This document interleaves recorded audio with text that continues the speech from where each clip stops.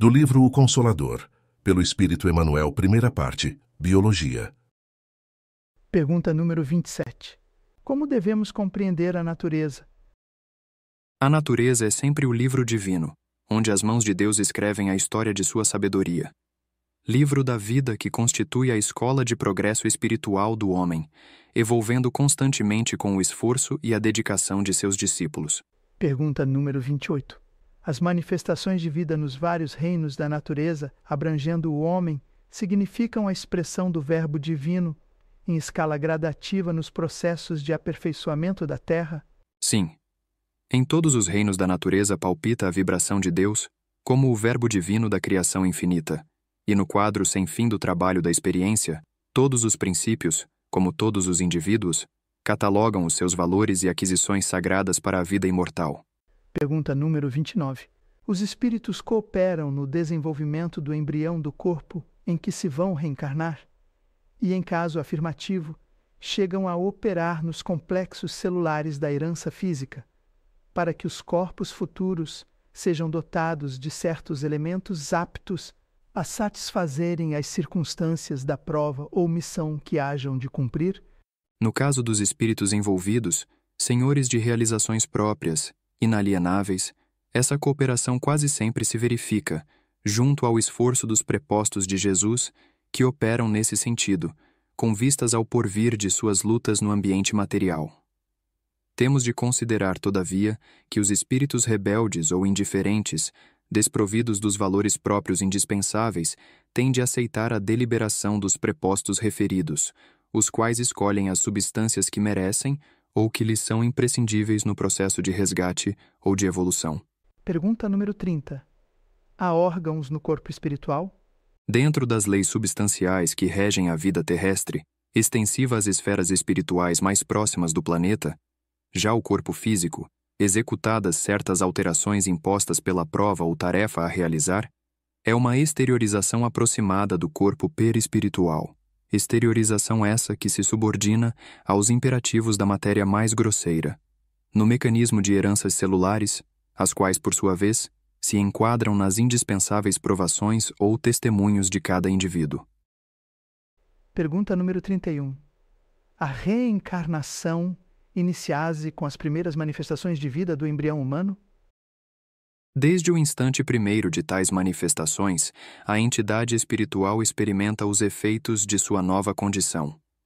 Importa reconhecer, todavia, que o espírito mais lúcido, em contraposição com os mais obscurecidos e ignorantes, goza de quase inteira liberdade, até a consolidação total dos laços materiais com o novo nascimento na esfera do mundo. Pergunta número 32.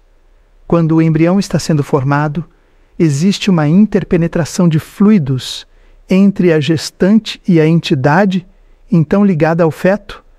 Existem consequências verificáveis? Essa interpenetração de fluidos é natural e justa, ocasionando, não raras vezes, fenômenos sutilíssimos, como os chamados sinais de nascença, que somente mais tarde poderão ser entendidos pela ciência do mundo, enriquecendo o quadro de valores da biologia no estudo profundo das origens. Pergunta número 33. O espírito, em cada uma de suas encarnações, faz recapitulação das suas etapas evolutivas, assim como se verifica com o embrião material que recorda, antes do nascimento, toda a evolução da sua espécie.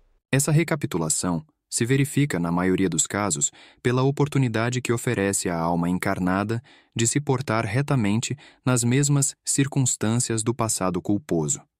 Porém, não constitui regra geral, salientando-se que, quanto maiores as aquisições de sabedoria e de amor, mais afastado se encontrará o espírito, em aprendizado na terra, dessa rememoração das experiências materiais, de cuja intimidade dolorosa poderá então prescindir, pela sua expressão superior de espiritualidade. Pergunta número 34. A denominada árvore genealógica dos seres humanos tem idêntica significação no plano espiritual? Na esfera espiritual persiste o mesmo esforço na conservação e dilatação dos afetos familiares, e ora nos trabalhos regeneradores da terra, ora na luz santificante dos planos siderais, transformam-se as paixões ou sentimentos ilegítimos em sagrados liames do espírito. A árvore genealógica, porém, como se conhece na luta planetária, não se transporta ao plano invisível, porque, aí, os vínculos de sangue são substituídos pelas atrações dos sentimentos de amor sublime, purificados no patrimônio das experiências e lutas vividas em comum. Pergunta número 35. A genética está submetida a leis puramente materiais? As leis da genética encontram-se presididas por numerosos agentes psíquicos que a ciência da Terra está longe de formular, dentro dos seus postulados materialistas.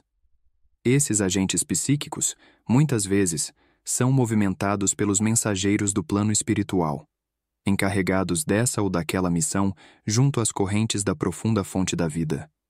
Eis porque, aos geneticistas, comumente se deparam incógnitas inesperadas que deslocam o centro de suas anteriores ilações.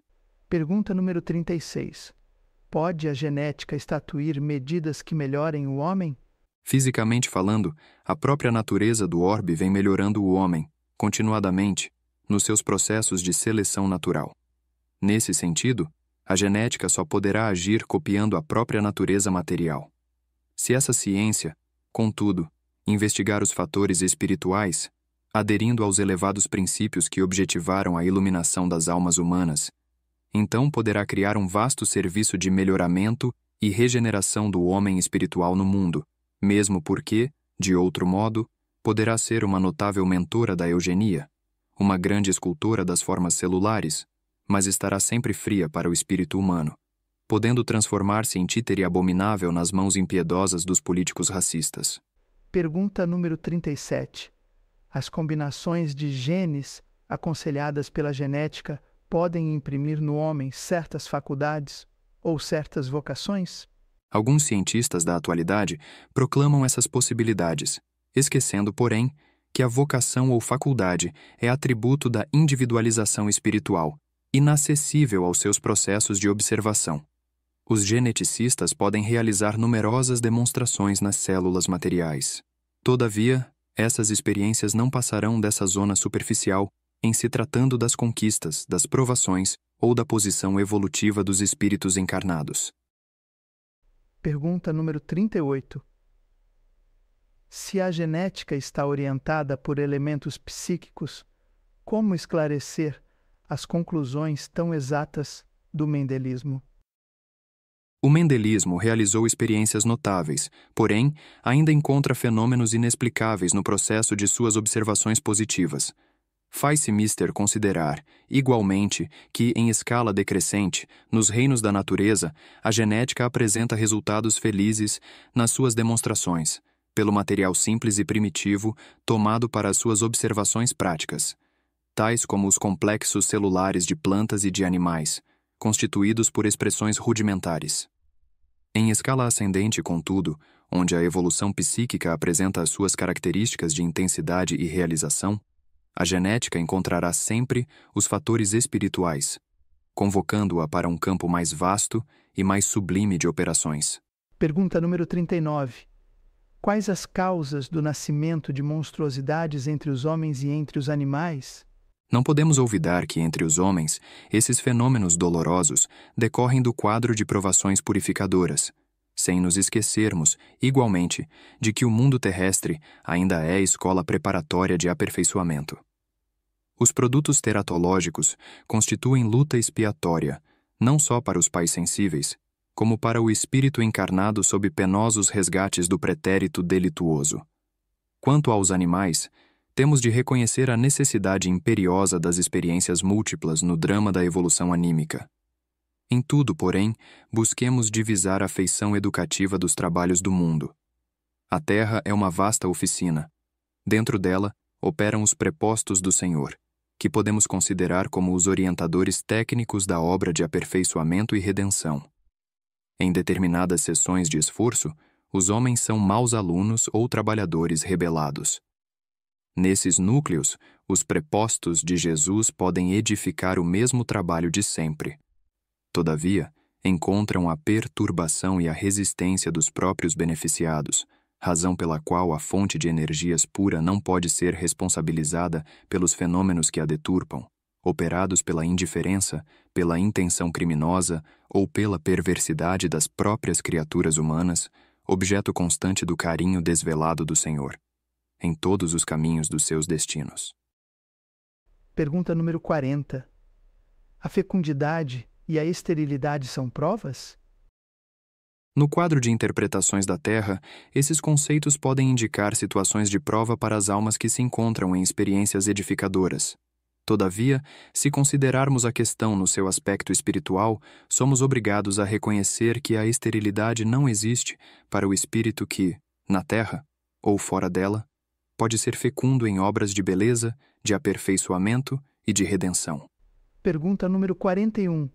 A ideia de evolução que tem influído na esfera de todas as ciências do mundo, desde as teorias darwinianas, representa agora uma nova etapa de aproximação entre os conhecimentos científicos do homem e as verdades do Espiritismo? Todas as teorias evolucionistas no orbe terrestre caminham para a aproximação com as verdades do Espiritismo, no abraço final com a verdade suprema.